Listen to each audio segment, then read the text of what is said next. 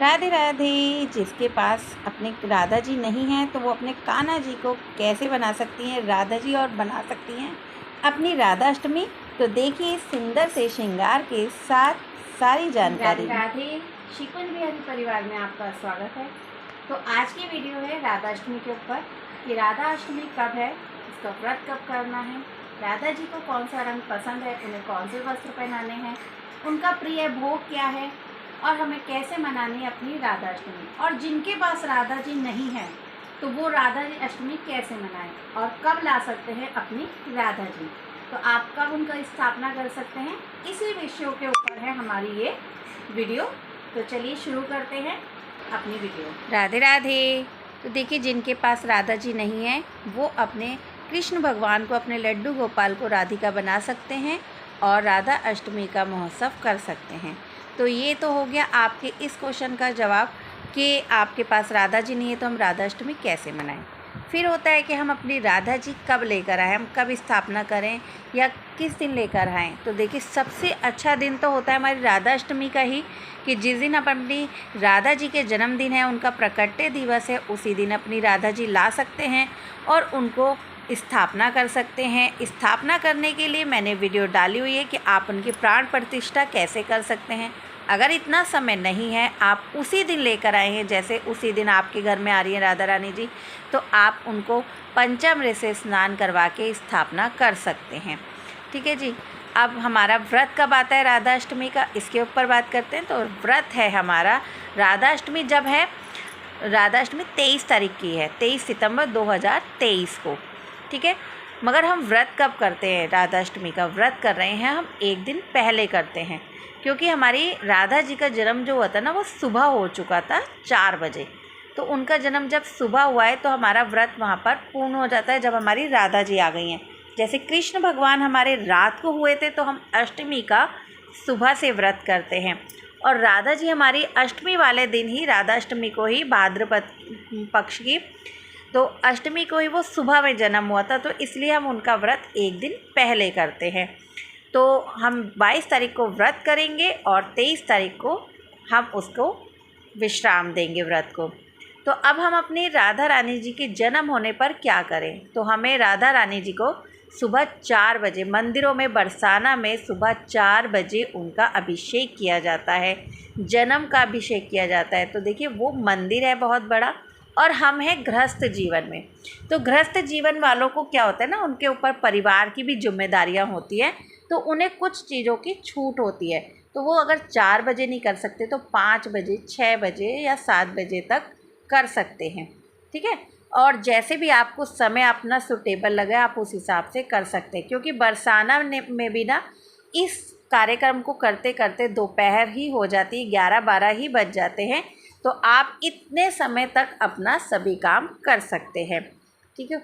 अब हम इनकी पूजा अर्चना कैसे करेंगे, पूजा विधि कैसे करेंगे। तो सुबह जब भी आप इनको स्नान करवाएंगे, सुबह 4 बजे या 5 बजे, तो पंचामृत से स्नान करवाएंगे, घी, दूध, शहद, शक्कर, दही से स्नान करवाएंगे, पांचों चीज़ों से। फिर उसके बाद इनको गंगा जल और यमुना जल जो भी आपके पास है उससे स्नान करवाएंगे। फिर इनको उसके बाद करवाएंगे गुलाब जल से स्नान लास्ट में, क्योंकि गुलाब जल से स्नान इनका पूर्ण हो जाएगा। उसके बाद अब बारी आती है इनको वस्त्र कैसे पहना है। तो वस्त्र इनका देखिए फेवरेट कलर है राधा जी का, नीला कलर। तो आप नीले रंग के वस्त्र पहना सकते हैं। अगर आपके पास नीले रंग के वस्त्र नहीं है तो आप कोई भी रंग की ड्रेस इनको पहना सकते हैं। फिर उसके बाद इनका करिए सुंदर सा एक श्रृंगार, और फिर करिए इनकी मंगला आरती। मंगला आरती करने के बाद इनको लगाइए भोग। अब इनका फेवरेट भोग क्या है, मीठे में तो इनका भोग है खीर, और नमकीन में उससे भी ज़्यादा अति प्रिय है इनको दही अरबी। बरसाने में दही अरबी का भोग इनको ज़रूर से लगाया जाता है, क्योंकि राधा रानी जी की फेवरेट डिश है ये दही अरबी। अगर आपको दही अरबी नहीं बनानी आती है तो आप सूखी अरबी भी बना सकते हैं। ठीक है। उसमें अगर आप चावल की खीर बनाना चाहते हैं तो चावल की खीर भी बना सकते हैं। अगर आपका व्रत है तो आप ड्राई फ्रूट्स की खीर भी इनके लिए बना सकते हैं। उस दिन आप इनको 56 भोग भी लगा सकते हैं। 56 भोग लगा सकते हैं। और उसके बाद जो भी आप इनको ड्राई फ्रूट्स का या कुछ और भी चीज़ों का भोग लगाना चाहते हैं तो वो भी लगा सकते हैं। और एक बात और है कि राधा रानी जी का जब आप जन्म करवाएंगे ना, इनकी पूजा में कमल का फूल ज़रूर रखिएगा अगर आपको मिल सके तो, क्योंकि कभी कभी मौसम के अनुसार भी नहीं मिलता और कभी कभी दूर होता है तो कई जगहों पे नहीं मिल पाता। अगर आपको कमल का फूल मिल जाए तो ये बहुत अच्छी बात है, तो आप पूजा में कमल का फूल का इस्तेमाल ज़रूर से करिए।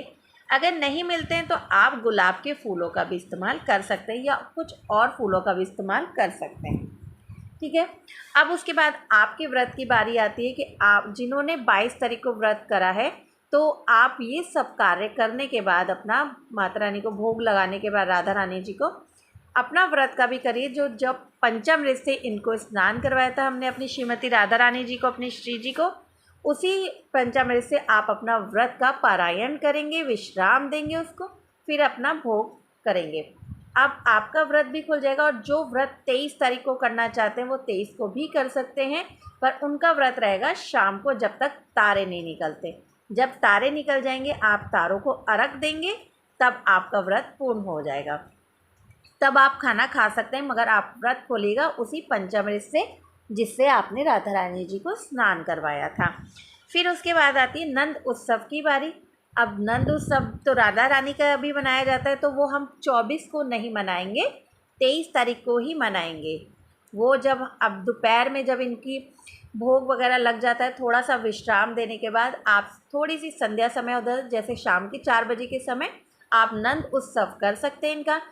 थोड़े मंगल गीत गा सकते हैं, अच्छे अच्छे भजन गा सकते हैं और खिलौने छोटे बच्चों में बांट सकते हैं, मिठाइयाँ बांट सकते हैं। या तो देखिए आप ये सब काम अपनी सामर्थ्य के अनुसार कर सकते हैं। अगर आपका सामर्थ्य है कि आप बहुत बड़ा उत्सव कर सकते हैं तो आप वो भी करिए। अगर आपका सामर्थ्य है कि आप एक ही छोटी सी बच्ची को एक खिलौना दे सकते हैं या मिठाई दे सकते हैं तो वो भी दीजिए, क्योंकि इससे ना हमारी राधा रानी जी बहुत खुश होती हैं और आपको भी फील आएगा कि आपने रियली में राधा रानी जी को मिठाई खिलाई है या कोई उनको गिफ्ट दिया है, तो आपको भी ऐसा ही महसूस होगा।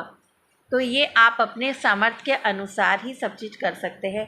भजन कीर्तन कर सकते हैं, मंगलागान कर सकते हैं और छोटे छोटे बच्चों में बांट सकते हैं। अगर आप इतने सामर्थ्य हैं तो आप जो खिलौने हैं, मिठाइयाँ, आप किसी अनाथ आश्रम वगैरह में जाकर भी बांट सकते हैं और बच्चों को खुश कर सकते हैं। इससे ही हमारी राधा रानी जी बहुत खुश हो जाएंगी, क्योंकि यही सब कुछ करते हैं। क्योंकि हमारी श्रीमती राधा रानी जी, हमारी श्री जी का उस दिन प्रकट दिवस है, तो हम जिस तरीके से भी अगर खुशियाँ बांट सकते हैं या मनाना चाहते हैं उस तरीके से मना सकते हैं।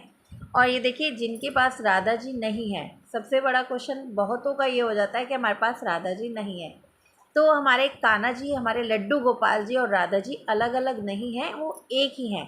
वो 2 जिस्म और एक जान की तरह ही किसी भी विग्रह में आपको देखने के लिए मिलेंगी। जैसे बिहारी जी भी हैं तो उनमें भी राधा जी उनके साथ शामिल ही हैं, वो विग्रह एक ही है उनका। तो इसी तरीके से आप अपने लड्डू गोपाल जी को देखिए राधिका बना सकते हैं। ये देखिए कितना सुंदर उनका श्रृंगार हुआ है इस वीडियो में। तो राधिका धीरे धीरे जब हम श्रृंगार करते हैं ना, हमें फील यही आ जाता है कि हमारी राधिका जी बन चुकी हैं वो। और आप इस तरीके से ही राधा अष्टमी मना सकते हैं। अगर आप राधा जी नहीं बनाना चाहते अपने गोपाल जी को, तो इसमें भी कोई गलत बात नहीं है। आप उनका नाम लेकर भी राधा अष्टमी का उत्सव कर सकते हैं। कोई ऐसा ज़रूरी नहीं होता कि हम अपने कान्हा जी को ही राधा जी बनाएं। तो ये थी छोटी सी राधा अष्टमी की जानकारी। अगर जानकारी और ये वीडियो और हमारे केशव का पहला राधिका श्रृंगार आपको अच्छा लगे तो वीडियो को लाइक, शेयर, कमेंट ज़रूर से करिएगा। श्री कुंज बिहारी परिवार से सोनिया का राधे राधे। और राधा अष्टमी बड़े धूम से मनाइएगा। आने वाले